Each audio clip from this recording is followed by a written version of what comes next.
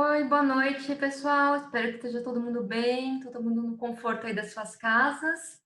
Meu nome é Paula, para quem já tem me acompanhado aqui nos outros webinários, vocês já sabem que eu sou a farmacêutica responsável da Mustela e Medical Science Liaison, ou consultora científica. E apresentando um pouquinho da Mustela também para quem não conhece, a Mustela é a marca francesa que é líder em vendas na Europa nos produtos para cuidado da pele de gestantes, bebês e crianças. Então, aqui a gente, como primeira marca de produtos Dermo Bebê no Brasil, está muito orgulhoso e honrado de poder promover para vocês a educação continuada em dermatologia pediátrica. Eu vou então agora, em nome da Mostela, dar as boas-vindas ao nosso último evento do nosso ciclo de webinars. Foram 4, né, que a gente montou em parceria com a Sociedade Brasileira de Pediatria. E o webinar de hoje ele vai ter duração mais ou menos de 1 hora, tá? Se vocês tiverem perguntas, vocês podem clicar naquele botãozinho Q&A ou Q&A, e provavelmente vai ficar na parte inferior da tela de vocês. E aí a gente vai mandar essas perguntas para a nossa palestrante. E se vocês também tiverem sugestões, de repente, como o nosso último webinar, tiverem, de repente, alguma sugestão para temas futuros, vocês também podem escrever aí, tá?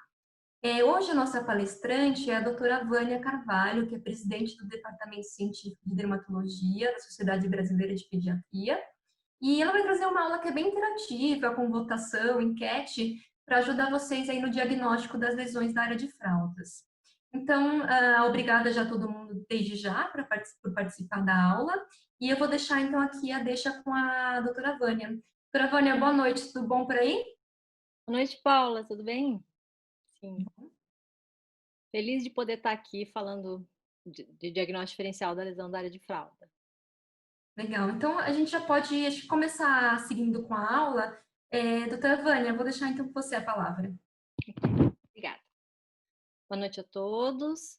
É um prazer, então, estar aqui falando para vocês sobre esse tema tão importante, que são as lesões na área de fraldas. Deixa eu trocar aqui. Então, quando a gente fala em lesão na área de fralda, existem inúmeros tipos de apresentações clínicas, né? Quando a mãe chega no consultório e nos traz uma queixa que a criança está com uma assadura, nós nos deparamos com esse tipo de lesão que a gente vê aqui nesse slide. Então, observem que eu tenho lesões que acometem mais pregas, menos pregas, ou lesões que já começam a ter alterações papulares e são avermelhadas. Diversos detalhes que devem ser observados, tanto no aspecto clínico quanto no exame físico dessas crianças, é que vão nos dar a dica diagnóstica e, com o diagnóstico correto, a gente pode fazer o tratamento adequado e promover a melhora. Então, não é tudo igual, eu juro para vocês que tem diferença nessas lesões e até o final da aula a gente vai fazer o diagnóstico, então, desses 4 pacientes e mais alguns casos que eu vou apresentar. Quando a gente fala, então, em área de fraldas, eu tenho a dermatite da área de fraldas, né? Que é a vulgar assadura, que é uma dermatite de contato por irritante primário, mas eu posso ter manifestações alérgicas, manifestações de infecções virais, bacterianas, fúngicas, que podem se manifestar tanto com lesões que vão ser localizadas apenas na área da fralda, assim como lesões que se localizam no períneo, mas também acometem outras localizações. E essas outras localizações muitas vezes nos permitem realizar esses diagnósticos. Eu vou começar com o primeiro caso, que é um menino, uma menina de 8 meses, e que apresenta, então, há 5 dias, fezes líquidas, várias evacuações ao dia, e aí, há 4 dias, ela começou com essas lesões no períneo. Observem as lesões, elas são, então, eritematosas, tem algumas áreas descamativas. E essa mãe, ela nos conta que ela está usando um creme de barreira já há 3 dias e faz a higiene com lenço úmido. Então, eu vou pedir para vocês para começarem a fazer a primeira votação, então. O que vocês imaginam que possa ter esse paciente aqui? É uma dermatite de fraldas pelo formato da lesão? Então, lembrem da história e do que eu tenho no exame. É uma candidíase pela cor da lesão e a presença de diarreia? É uma dermatite seborreica pela idade ou é uma psoríase da área de fraldas pela descamação? Podem votar, a gente vai deixar então aí uns 15 segundos.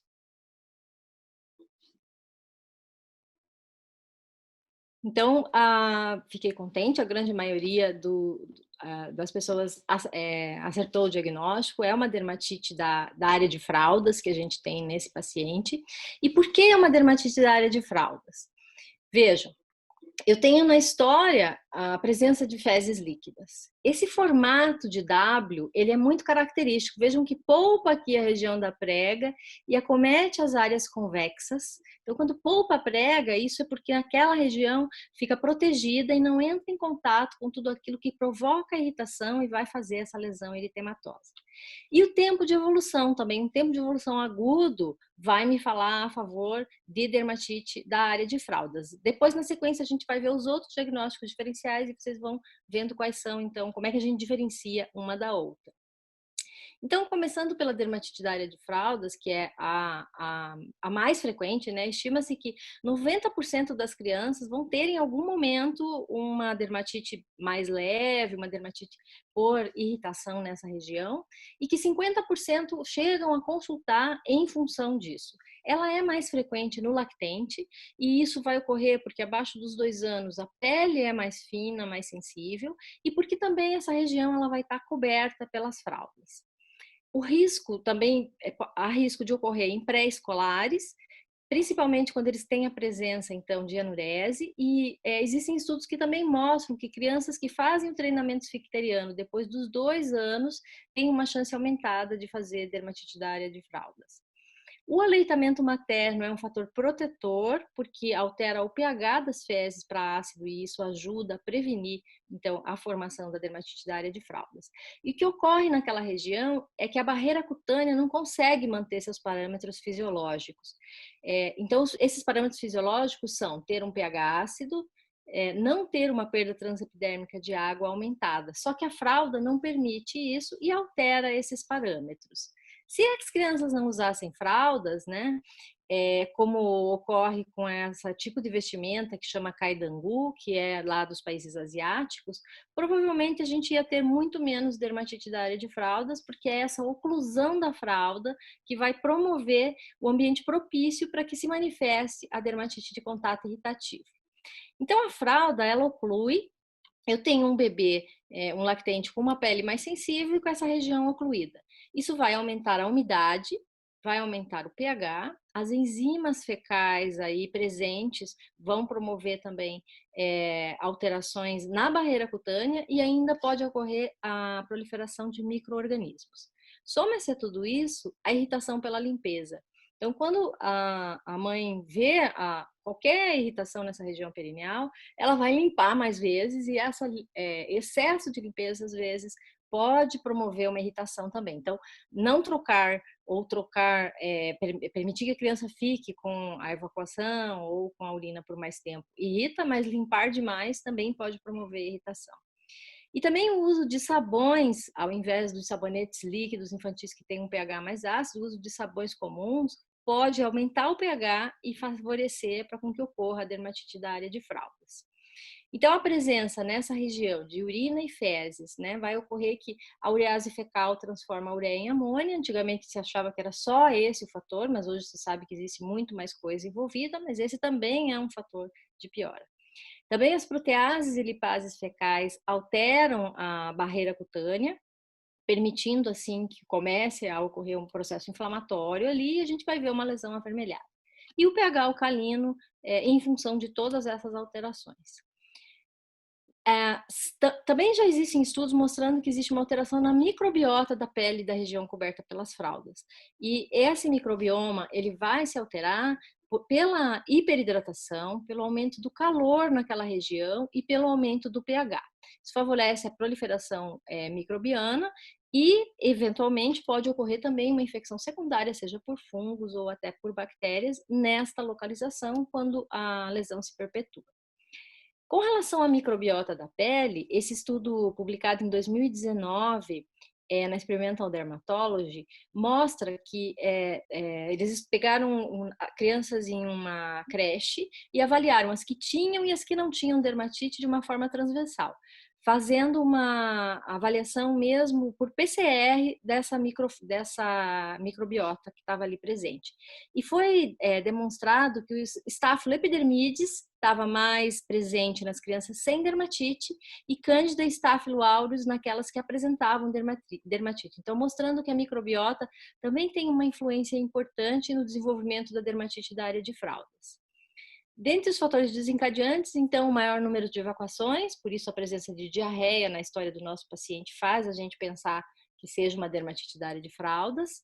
O maior tempo de permanência das fezes, então, se trocar com menos frequência, chance maior de apresentar a dermatite.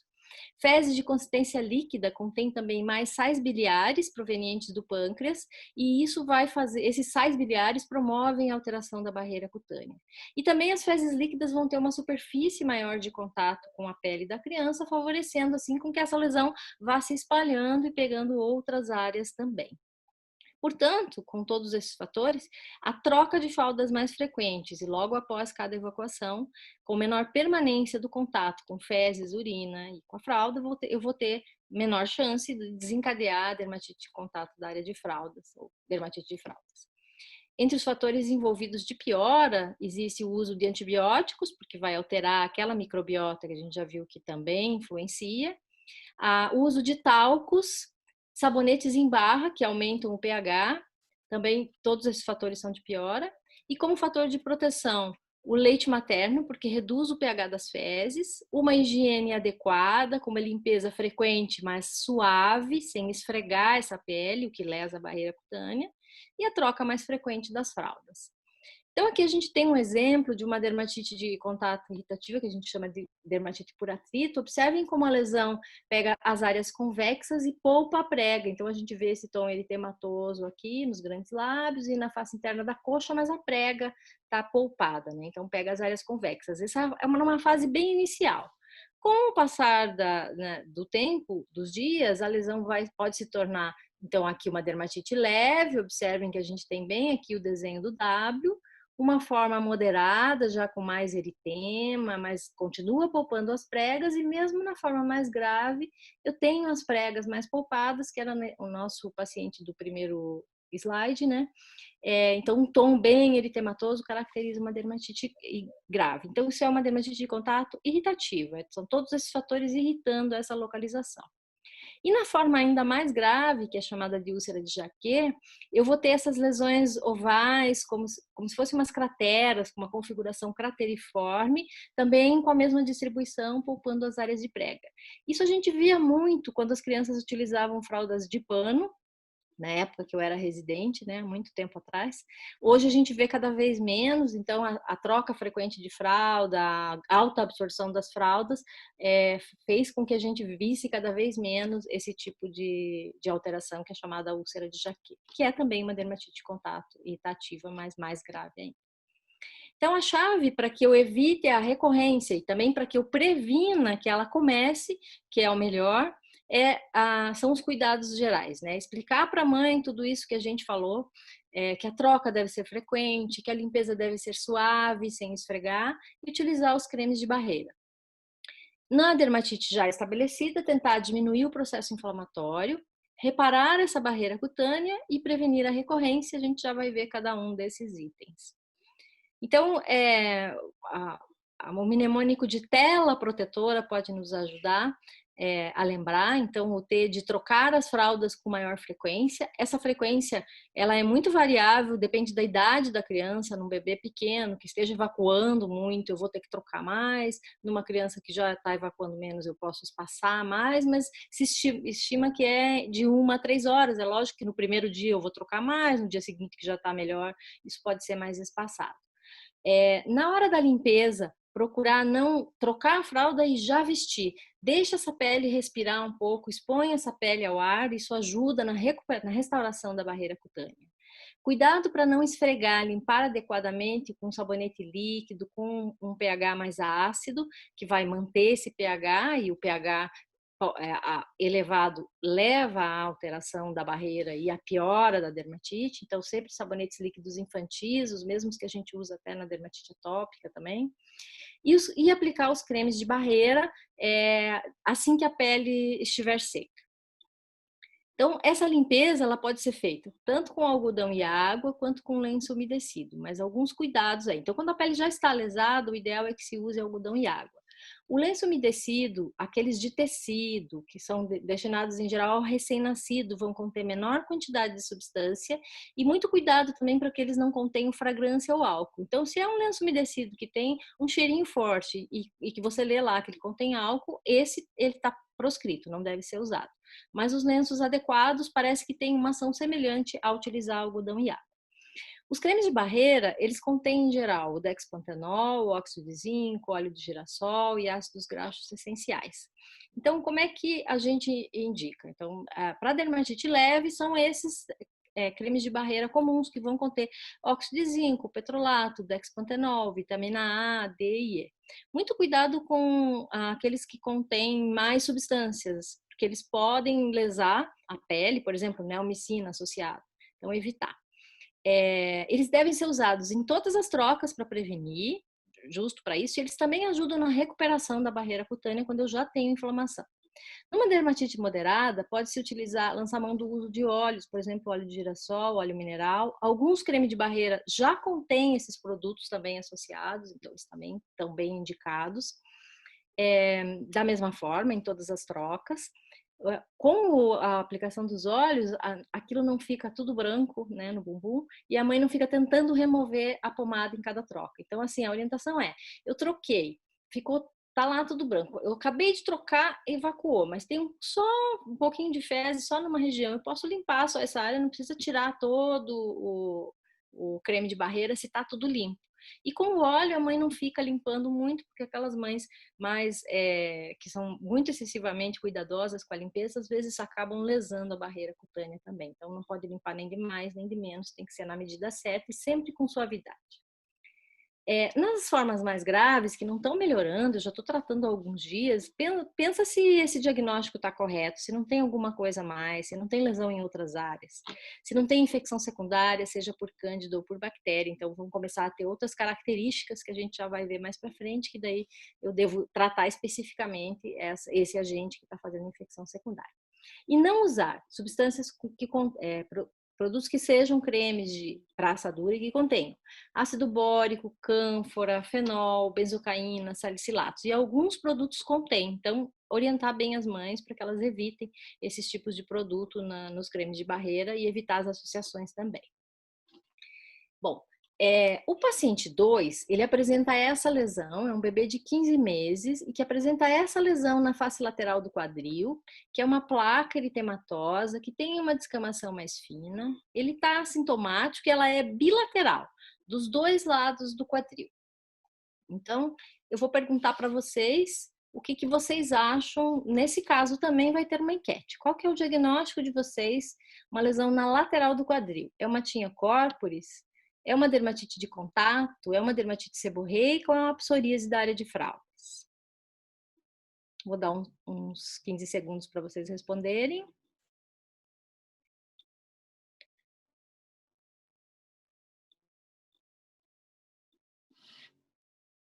Então, a grande maioria também acertou, é uma dermatite de contato, ok.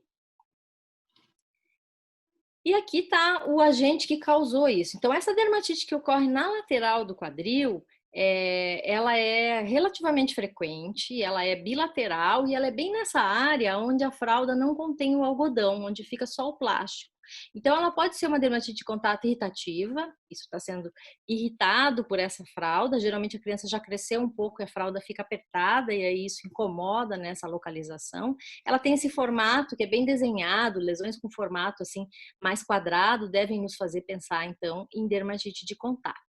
Esse é um outro caso de dermatite de contato, ela pode ser também alérgica Veja que aqui eu tenho mais eritema, descamação, e é uma lesão bem desenhada, bilateral, bem naquela mesma área onde encosta aquela área não algodão da fralda, né?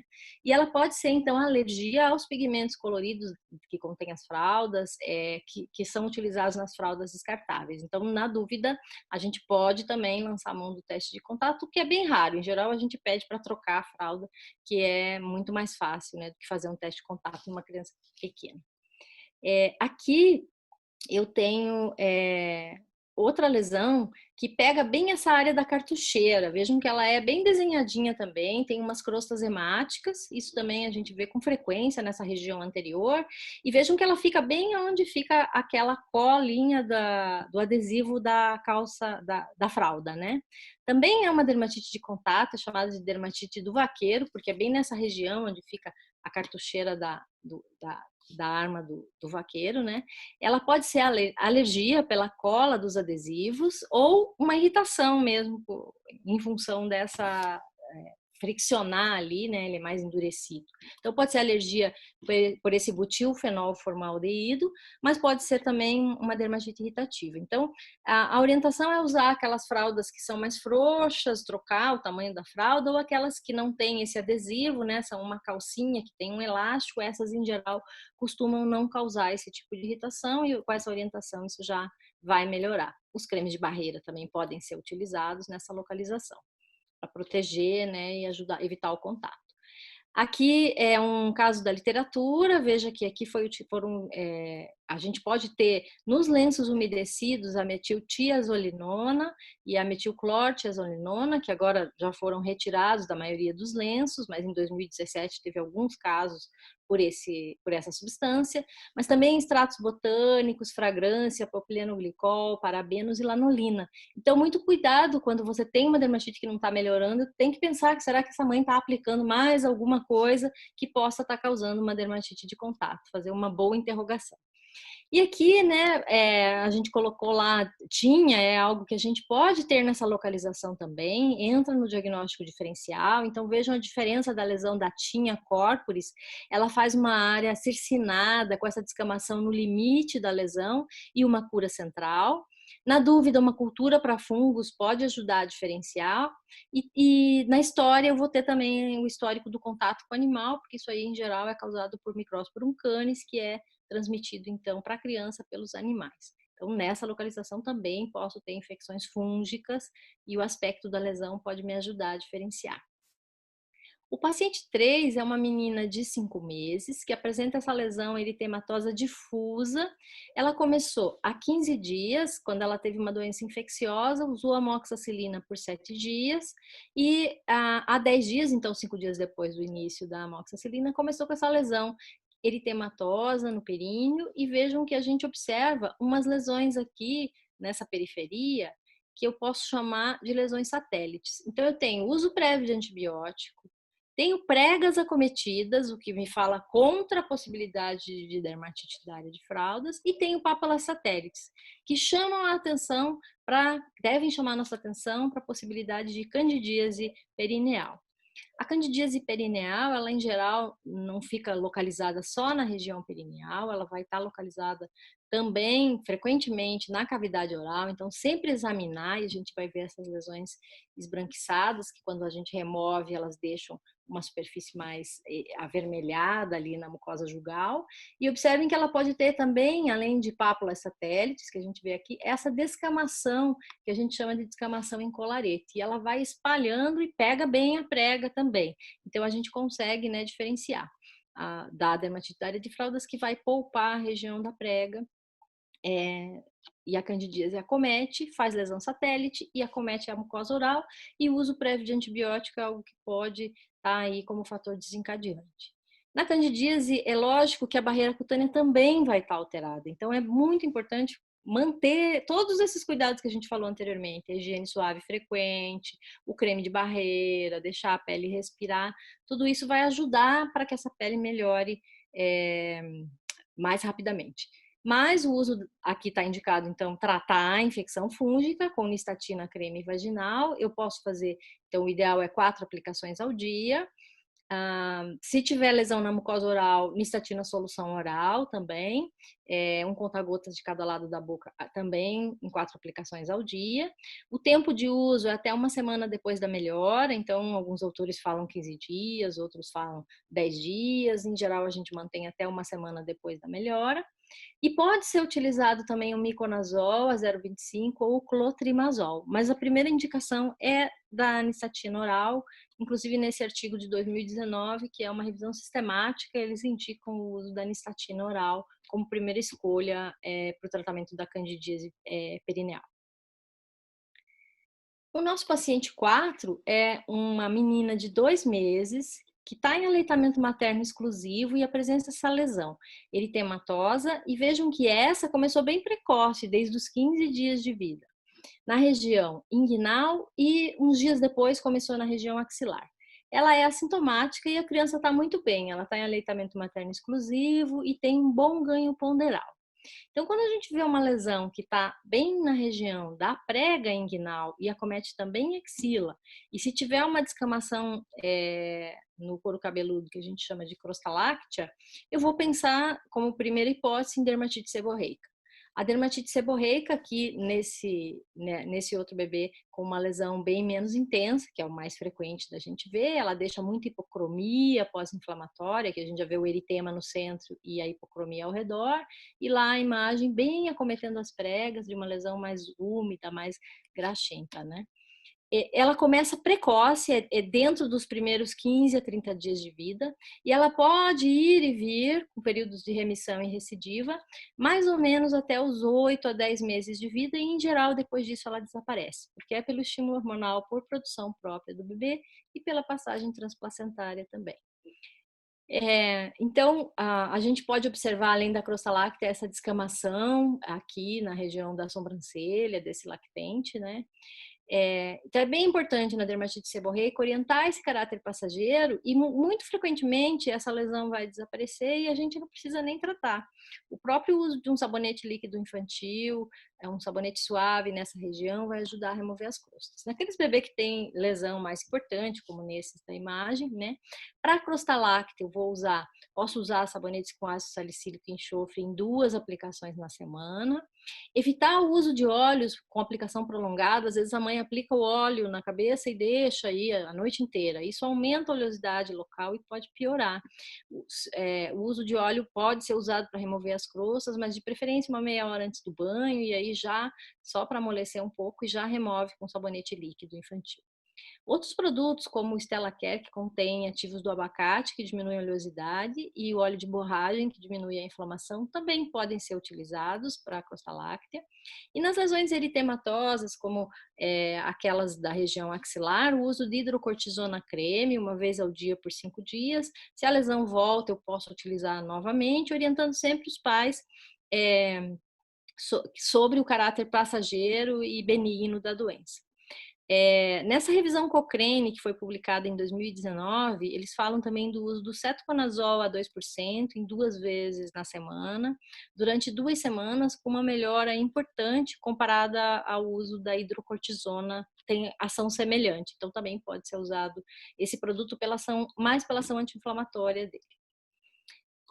Bom, como a gente já viu, dermatite da área de fralda, dermatite seborreica e candidíase, no paciente 5, eu vou fazer uma enquete para vocês. Então, veja que é uma criança de 12 meses, com essas lesões desde os 6 meses, na região inguinal e axilar bilateral.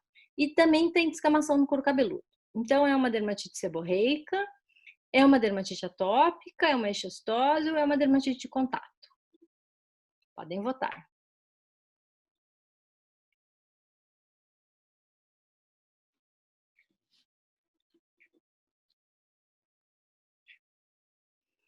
Então, a maioria foi na dermatite seborreica, mas teve 20% que foi na eixostose e teve alguns que votaram na dermatite atópica.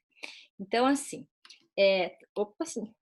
trata-se então de uma eixostose das células de Langerhans, e por isso ela não é frequente, ela é uma doença rara, mas eu achei importante trazer, porque essas crianças ficam rodando sem diagnóstico, às vezes por muitos meses, e é um diagnóstico importante de ser feito precocemente. porque pode melhorar muito o prognóstico dessas crianças. Então, deve ser diferenciada da dermatite seborreica e da dermatite da área de fraldas. Então, quando pensarem, veja, a lesão ela é purpúrica, ela é um vermelho que lembra assim até lesões petequiais, e às vezes eles têm lesões petequiais mesmo. É bem na região de dermatite seborreica, é axilar e inguinal, e é aquela que não melhora. Então, você veja que a criança já tinha mais idade e continuava. A dermatite seborreica é para melhorar lá por 8, 10 meses. Continuou depois dessa idade, acende a luzinha lá que pode ser histiocytose das células de Langerhans. Então, a duração mais prolongada me indica fazer uma biópsia cutânea. Então, aquela dermatite seborreica que não está melhorando, se tiver hepatosplenomegalia, que é um achado que a gente vai ter na histiocytose das células de Langerhans, encaminha essa criança para a gente fazer biópsia, porque a biópsia cutânea dá o diagnóstico e essas crianças são tratadas com quimioterapia, com mais sucesso se forem tratadas mais precocemente. Aqui é outra histiocytose da célula de Langerhans, então vejo que ela faz uma descamação mesmo no couro cabeludo, mas em geral vai ter uma lesão purpúrica que acompanha, como nesse caso aqui, que pode pegar a prega, pode pegar o abdômen, pode até pegar o corpo inteiro, mas é frequente na prega axilar e inguinal. Então, lembrando muito dermatite seborreica, ter sempre esse diagnóstico em mente. O caso 6 é um menino de 12 meses que apresenta há 6 meses essa lesão eritematosa e descamativa em períneo. Veja que a escama é mais espessa e está aqui no limite da lesão da área de fralda, eu tenho descamação. O pai tem lesões descamativas nos cotovelos e no couro cabeludo. Então, vocês podem votar. O que vocês acham que é esse caso aqui? É uma dermatite atópica, é uma dermatite de contato, seborreica ou psoríase da área de fraldas? Esse aí eu dei uma boa dica, né?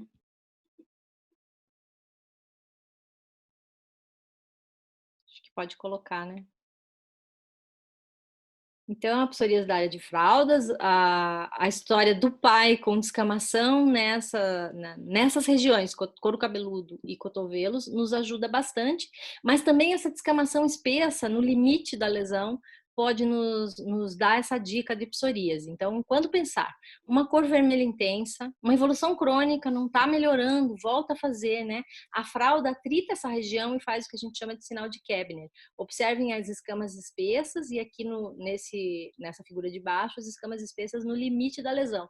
Na área da fralda, ela fica úmida e a gente não consegue ver muito a descamação, mas no limite, sim. A história familiar de psoríase pode nos ajudar e muitas vezes é preciso fazer biópsia nessa dermatite de fralda que não está melhorando para a gente afirmar esse diagnóstico de psoríase. Ela também não é frequente na área de fraldas, mas é algo que a gente pode se deparar com. É claro que na criança maior a gente vai observar esses outros sinais e nos pais a gente pode ver também. Então, a descamação no couro cabeludo que passa o limite de implantação. Aqui eu vejo essa descamação que soltou depois de um raspado, que é chamado sinal da vela, e o pontinho de sangramento, que é o áuspice.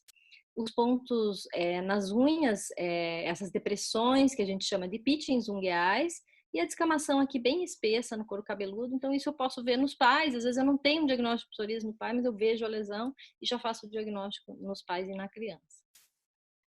A psoríase, então, é uma doença imunomediada, principalmente por linfócito TH1, vai promover uma hiperproliferação da epiderme, e também um processo inflamatório. Deve-se minimizar os traumas com a higiene, utilizar hidrocortisona ou os inibidores tópicos da calcineurina, e emolientes nessa região também vão ajudar a melhorar. Em geral, ela melhora e depois pode fazer psoríase depois da idade adulta. Assim que ela sai da fralda, em geral, a psoríase da área de fraldas melhora.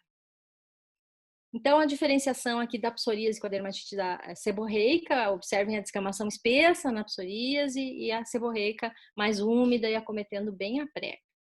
E o último caso é um menino de 4 anos que apresenta história de dor para evacuar há 6 dias e essa lesão eritematosa na região perianal.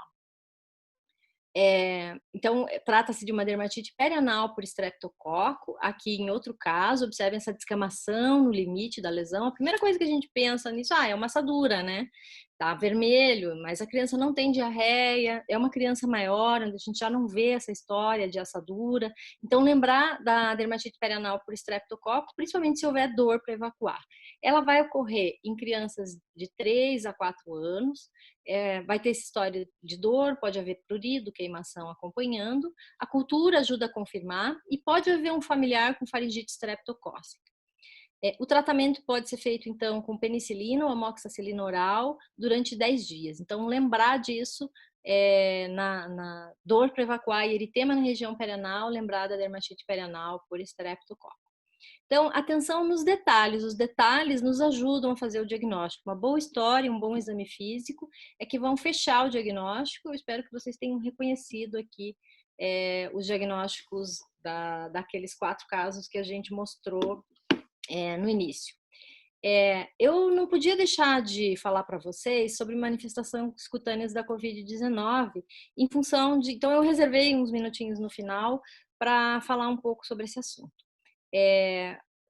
Houve um artigo publicado agora há 2 semanas, que circulou nas mídias, sobre essas manifestações, com um atlas com muitas fotos. Esse atlas acompanhava-se de um artigo, que é esse que eu estou colocando aqui. Então, foram 375 casos de manifestações cutâneas que ocorreram em 2 semanas na Espanha. Como é que eles fizeram esse atlas e esse trabalho? Eles pegaram pacientes que foram atendidos, encaminharam as fotos para 4 dermatologistas e eles, então, montaram esse artigo com os dados dos pacientes e as manifestações cutâneas. Que manifestações foram essas? Então, esse é o atlas, né? E o outro é o artigo. Essas lesões, elas podiam ser erupções vesiculares em 9% dos pacientes e elas ocorreram no início da infecção por Covid. Também lesões urticariformes e maculopapulares, livedo reticular ou necrose, e nas formas tardias foram observadas lesões acrais de edema, vesículas, pústulas semelhantes à perniose em 19% dos casos. Eu só vou mostrar as imagens porque eu achei que era importante trazer para vocês para ficar porque esses casos vão estar sendo atendidos aí nos prontos atendimentos. Então, a lesão semelhante à perniose ocorreu em 19% dos pacientes. Ela vai se manifestar assim, com eritema, edema, púrpuras, elas são assimétricas e podem provocar dor. Então, são essas lesões na ponta dos dedos. Ocorreram em pacientes jovens, duraram 10 a 12 dias, e ocorreram em pacientes que têm uma doença menos grave. Então, são pacientes que, em geral, têm poucos sintomas e apresentam essas lesões, com esse aspecto eritematoso na ponta dos dedos, nas mãos e nos pés. Outra lesão que foi observada em 9% foi lesão vesicular que lembrava muito varicela, então umas lesões monomórficas que lembravam varicela, porém elas não acometiam as mucosas, ocorreram com prurido em 60% dos pacientes, mais em pacientes adultos, duraram ao redor de 10 dias e surgiram em geral antes dos sintomas respiratórios. Então os autores colocam que essas lesões vesiculares podem ser um marcador, e que a gente deve estar ligado a elas quando elas aparecerem, porque eu posso ter as manifestações do Covid mais para frente. Elas ocorreram também em crianças, como nesse caso aqui, de forma discreta ou mais extensa, lembrando até reação à picada de inseto, prurigo estrófilo, como nesses casos aqui. As lesões urticariformes e maculopapulares ocorreram num número maior de pacientes, então, aqui em 2 crianças, são pruriginosas, ocorreram em adultos e crianças, duraram ao redor de 8 dias, surgiram junto com os sintomas respiratórios e principalmente naqueles pacientes que tinham doença mais grave. E os autores pontuam que essas reações podem ser erupções provocadas por drogas, porque esses pacientes eram pacientes que estavam utilizando medicações em função da gravidade da doença. Lesões urticariformes aqui, em tronco, em membros. Lesões maculopapulares ocorreram na maioria dos pacientes, 47%, mas as mesmas características das urticariformes. Provavelmente representam erupções provocadas por drogas, então. A lesão necrótica foi menos frequente, ocorreu mais em pacientes idosos, então essas áreas arroxeadas nos pés, nos calcanhares principalmente, e eles questionam se não são provocadas por oclusões vasculares. Então, qual que é a conclusão disso? Que algumas manifestações podem ter outras causas, né? Podem ser farmacodermias, lesões maculares e urticariformes principalmente. Que as alterações vasculares podem ser explicadas, as lesões necróticas, extremidades podem ser explicadas provavelmente por alterações vasculares. Mas existe uma resposta muito diferente do hospedeiro ao agente, e a gente não sabe aqui no Brasil se isso vai ser semelhante ao que aconteceu lá, né, na Espanha, ou se a gente vai ter manifestações diferentes. Então devemos estar atentos e pensar assim em Covid frente a manifestações que saem daquilo que a gente vê mais comumente. Então, alterações cutâneas podem ocorrer em pacientes oligossintomáticos e ser um marcador de infecção, como as lesões vesiculares mostradas nesse atlas. Então, a mensagem que eu quero deixar é que os detalhes fazem a diferença e a gente deve prestar atenção para não sair dançando com o par errado, fazer o diagnóstico incorreto. Eu deixo meu e-mail para quem quiser fazer qualquer pergunta também, e eu vou estar disponível agora para as perguntas aqui com vocês. Então, já vou agradecer a doutora Vânia pela excelente aula e já logo em seguida a gente vai responder, vou mandar para ela algumas perguntas que vocês enviaram no nosso Q&A durante a aula, mas antes eu queria convidar, abrir um espaço, a gente tem 3 convidados especiais que vão trazer algumas perguntas ao vivo. Então, primeiro eu queria convidar a doutora Ivna França Bial, que é pediatra no Rio de Janeiro, e ela vai trazer então a nossa primeira pergunta. Então, boa noite e bem-vinda, doutora Ivna. Boa noite, doutora Vânia. Boa noite, Paula. Boa noite, pessoal que está assistindo a aula. Tá dando para me ver direitinho? Sim. Tá. Eu queria fazer uma pergunta para a doutora Vânia. Mães têm me perguntado se pode ser feito o uso de leite materno no tratamento da dermatite da área das fraldas. Ok. Então, o pessoal pergunta cada coisa, né? Mas realmente existem estudos existe um estudo, na verdade, eu já li isso, que mostra que pode haver melhora. Só que é um estudo só, eu não me lembro agora, mas 100 crianças talvez, que numa maternidade que mostrou melhora. Não dá para a gente sair indicando, então. É melhor usar creme de barreira, e o leite materno pode ser um fator protetor, sim, mas para o aleitamento materno, não para usar na região da fralda. Os cremes de barreira são mais efetivos e comprovados. Obrigada. Nada. Obrigada a você pela pergunta. Então, agradecer a doutora Ivna pela pergunta. E a gente vai chamar, então, aqui agora a doutora Janine Hirsch, que é pediatra e traz para a gente uma pergunta diretamente de Cuiabá. Então, boa noite, bem-vinda, doutora Janine. Boa noite, doutora Vânia, boa noite, Paula. Parabéns, doutora Vânia, aula excelente, maravilhosa como sempre. E eu queria perguntar sobre produtos tópicos que nós vemos, que são combinações de corticoides tópicos com os antifúngicos e que podem ser triancinolona com estatina ou um clotrimazol com a betametasona. E eu vejo muito que colegas usam esses produtos, essas combinações, para tratamento da candidíase perineal. Doutora Vânia, você acha que pode usar, não pode, por quê? Então, as combinações, elas não estão indicadas, principalmente quando contém um corticoide potente associado. O que alguma literatura fala, mas o corticoide diminui a inflamação, já ouvi esse comentário assim.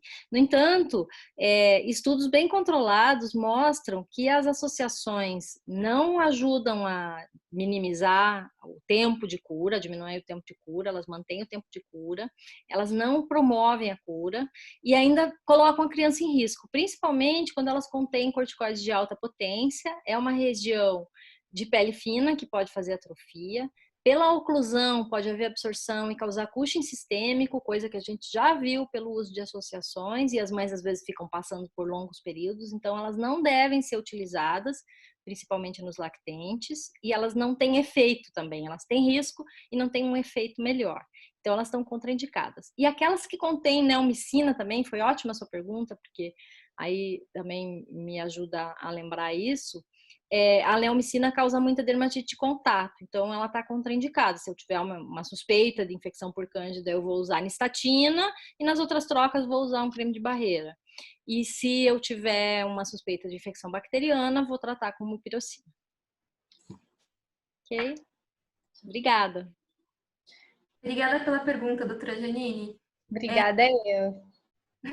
A gente vai trazer, então, aqui agora, a gente tem tempo para uma pergunta ao vivo. Eu vou convidar a doutora Rafaela Oliveira, que é pediatra, e vai trazer uma pergunta para a gente, direto de Curitiba. Então, bem-vinda, doutora Rafaela, boa noite. Boa noite, Paula, doutora Vânia, parabéns pela aula, muito esclarecedora. A minha dúvida é se quando a dermatite de fralda já está instalada, é benéfico fazer a troca da fralda descartável pela fralda de pano? Assim, claro que respeitando todas essas medidas de higiene, de troca frequente de fraldas que a senhora já orientou, se existe indicação de fazer a substituição da fralda descartável pela fralda de pano. Essa pergunta é uma pergunta que, quando a gente dá aula, os alunos eu sempre pergunto e eles muitas vezes falam, tem que trocar, né? Porque é a alergia da fralda. E os pais também ficam com essa ideia, deve ser alergia da fralda. Então, assim, não tem nenhum momento que a fralda descartável deve ser trocada pela fralda de pano, né? Eu até mostrei aquela úlcera de jaquê, que a gente via muito quando se utilizava fraldas de pano. A fralda de pano, ela tem muito menor absorção, né? As fraldas descartáveis, elas contêm um gel que faz absorção. Estima-se que uma fralda pode absorver até 80% do seu peso. Então, ela realmente mantém a urina lá embaixo e não entra em contato com a pele, e isso ajuda a melhorar a dermatite da área de fralda. Então, em nenhum momento a gente vai indicar que deixe a pele respirar, que deixe sem fralda, isso sim seria melhor, né? Mas não dá para deixar o tempo todo. Então, não tem uma indicação de trocar. Às vezes, se eu preciso trocar a fralda porque eu tenho alergia ali do corante ou da colinha lá, como eu mostrei na dermatite do vaqueiro, eu vou trocar por uma outra fralda que tem um modelo diferente, ou que seja mais frouxa, ou que não tenha uma cor, se eu suspeitar de contato alérgico. Mas não, na dermatite de fraldas, trocar pela de pano, não. Entendi.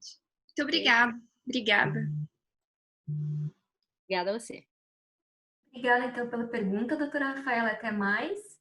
E agora, então, para finalizar, a gente vai entrar aqui nas perguntas que vocês mandaram, né? Nossos ouvintes, tivemos várias perguntas aqui no Q&A, e eu selecionei aqui algumas para perguntar para você, doutora Kerstin.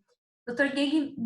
Deigmar perguntou, qual a melhor conduta, além dos cuidados gerais, para quando surgem pequenas ulcerações sobre a base eritematosa?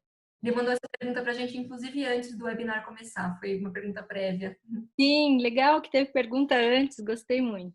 Então, assim, essas úlceras que ele falou deve ser a úlcera de Jacquet, que é aquele slide que eu mostrei na forma mais grave.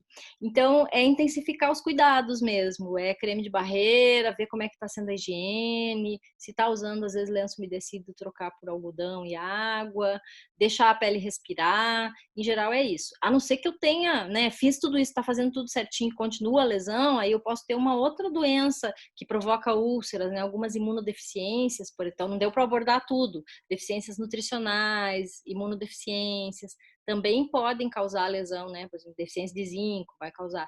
Então, úlcera, eu posso pensar em outras coisas, por exemplo, uma imunodeficiência, e teria que investigar essa criança melhor. Agora, se é uma criança que está bem, está ganhando peso e apresenta, eu penso numa úlcera de Jacquet, são os cuidados que a gente falou mesmo para dermatite da área de fralda.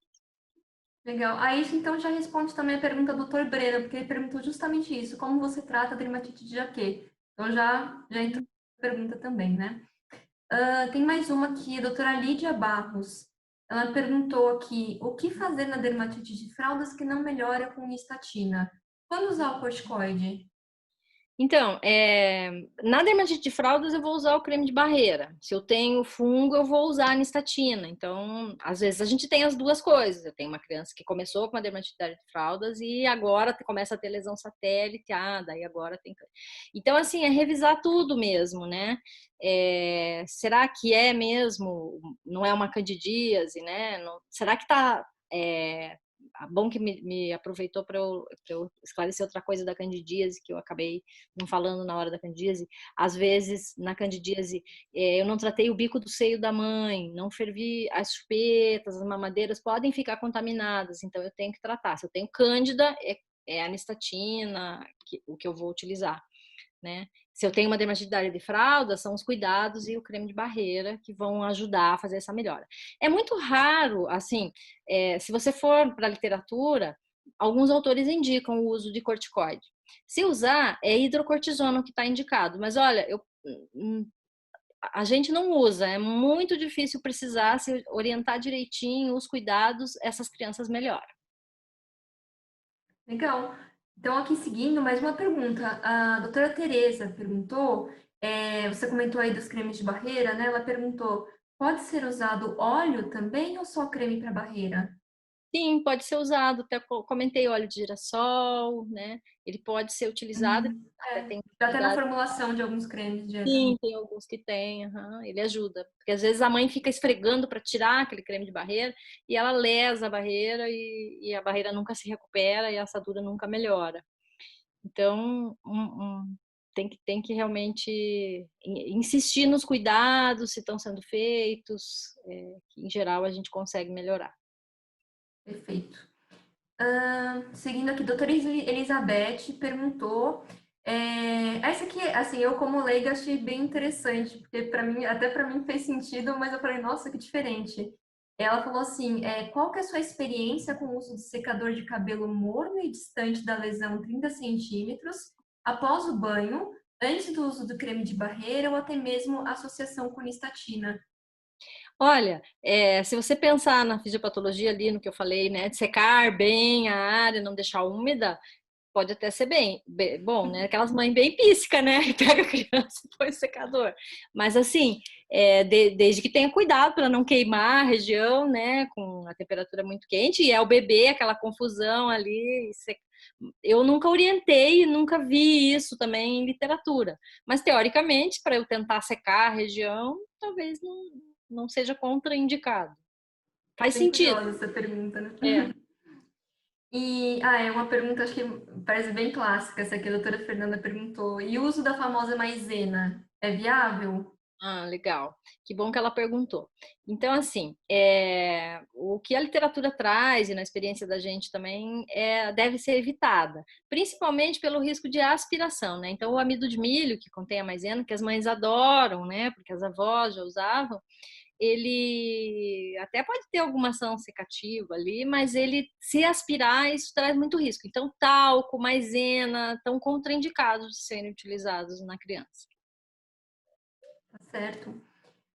Temos mais perguntas ainda, foram bastantes perguntas. Nossa, eu tô alegre que tem ainda 439 participantes.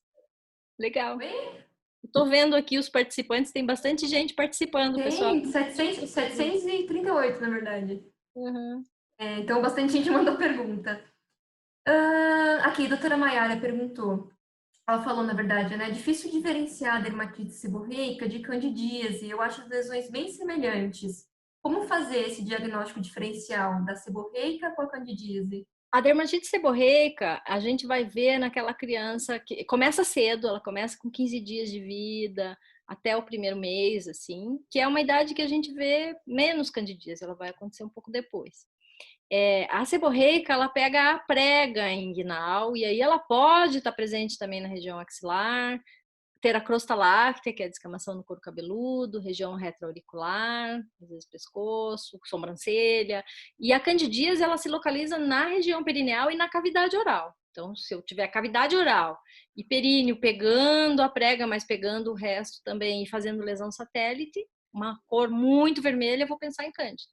O seborreico é a prega, e aí a região axilar e o couro cabeludo. Então, eu nunca vou ter couro cabeludo, por exemplo, na candidíase.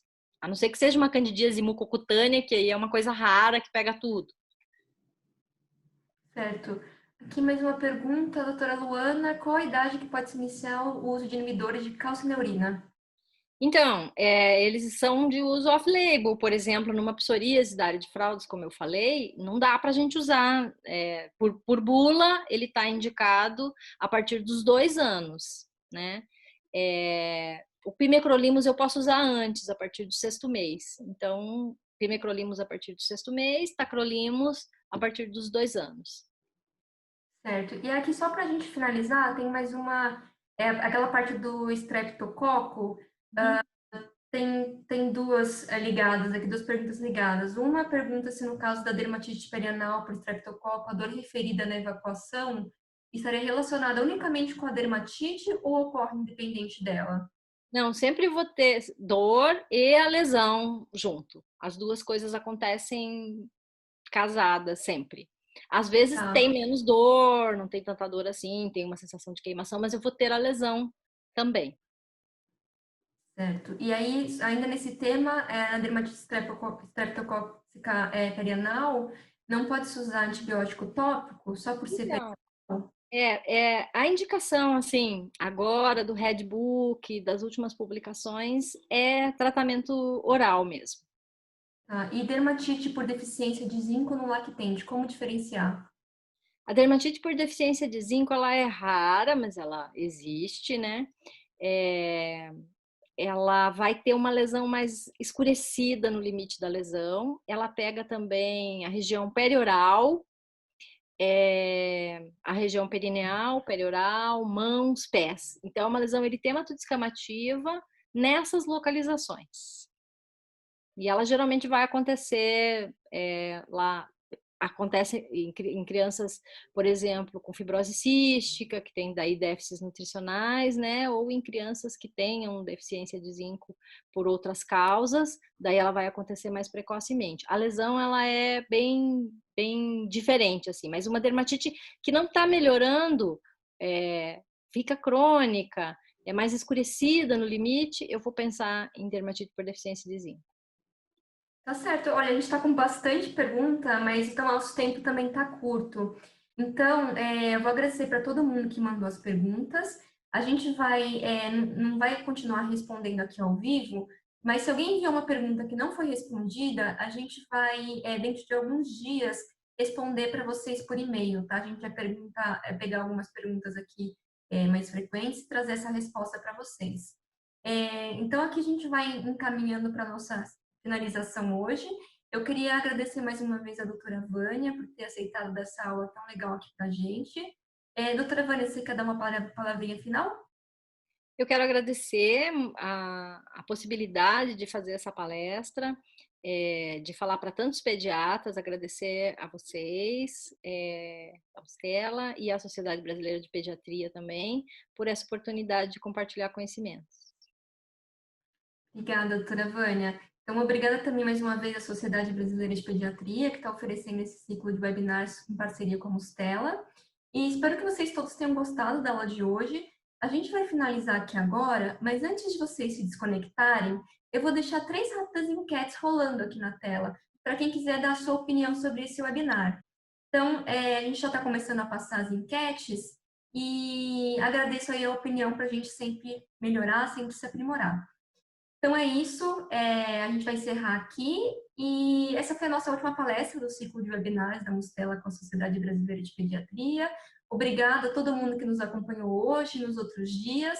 Cuidem-se e até uma próxima. Tchau, tchau. Obrigada. Tchau.